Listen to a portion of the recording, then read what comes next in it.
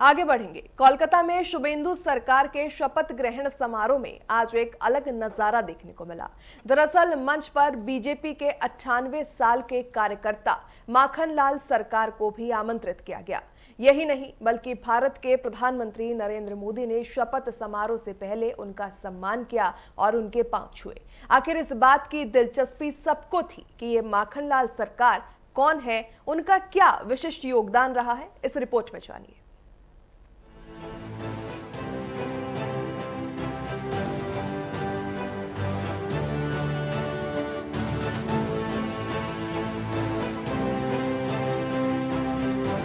पश्चिम बंगाल के कोलकाता में शुभेंदु अधिकारी के शपथ ग्रहण समारोह। मंच पर प्रधानमंत्री मोदी, केंद्रीय मंत्री अमित शाह, राजनाथ सिंह, बीजेपी शासित प्रदेशों के मुख्यमंत्री और एनडीए के बड़े नेता उपस्थित रहे।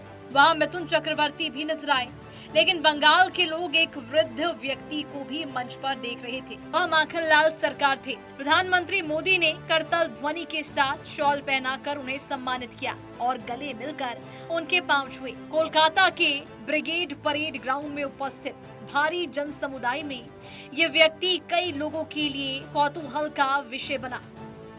आखिर वो कौन है जिनके पांव प्रधानमंत्री मोदी ने खुद छुए? लेकिन चुनाव प्रचार के दौरान प्रधानमंत्री मोदी जब पश्चिम बंगाल के कृष्णानगर की जनसभा को संबोधित करते गए, तब भी उन्होंने यहाँ पर माखनलाल सरकार के पांव छूकर उनसे आशीर्वाद लिया था।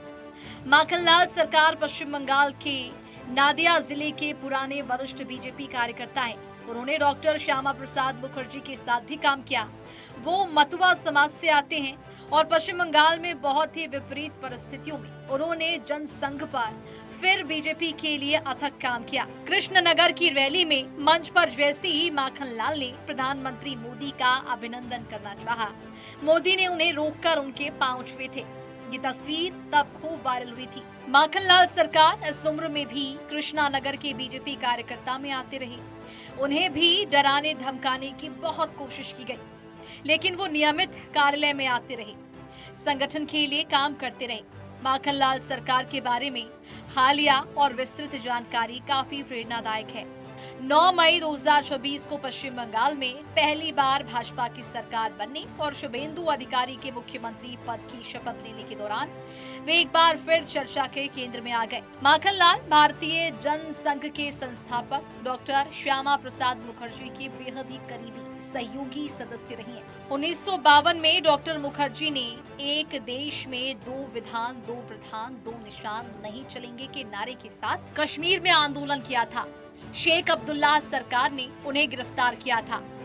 जेल में ही संदिग्ध परिस्थितियों में उनका निधन हुआ और उस दौर में माखनलाल सरकार जैसे लोग उनसे गहरे जुड़ाव पर थे।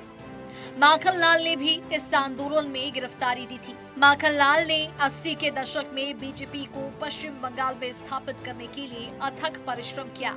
तब पश्चिम बंगाल में कम्युनिस्ट की सरकार होने के नाते बीजेपी के लिए कई तरह की विपरीत स्थितियां यहाँ पर उत्पन्न हुई। वहाँ बीजेपी संगठन के लिए काम करना इतना आसान नहीं था, लेकिन इन परिस्थितियों को झेलते हुए माखनलाल सरकार ने पश्चिम, निजातपुर, जलपाईगुड़ी, दार्जिलिंग जैसे जिलों में बीजेपी का संगठन खड़ा किया। इसी तरह वो 7 वर्ष तक पार्टी के जिला अध्यक्ष भी बने रहे। उन्होंने पश्चिम बंगाल में हजारों सदस्य बनाए। आज जब बीजेपी ने राज्य में 207 सीटें जीती, तब उनके पीछे माखनलाल सरकार जैसे लोगों का योगदान रेखांकित है।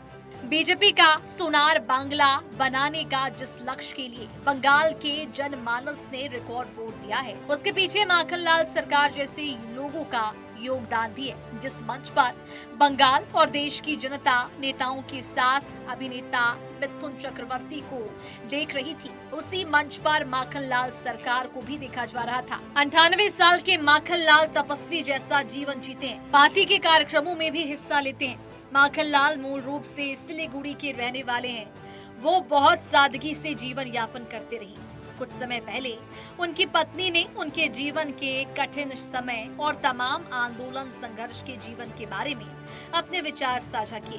प्रधानमंत्री मोदी ने भरे मंच में उनका अभिनंदन करके ये संदेश देने की कोशिश की कि पार्टी अपने जमीनी और पुराने नेताओं को याद रखती है। News desk, network 10।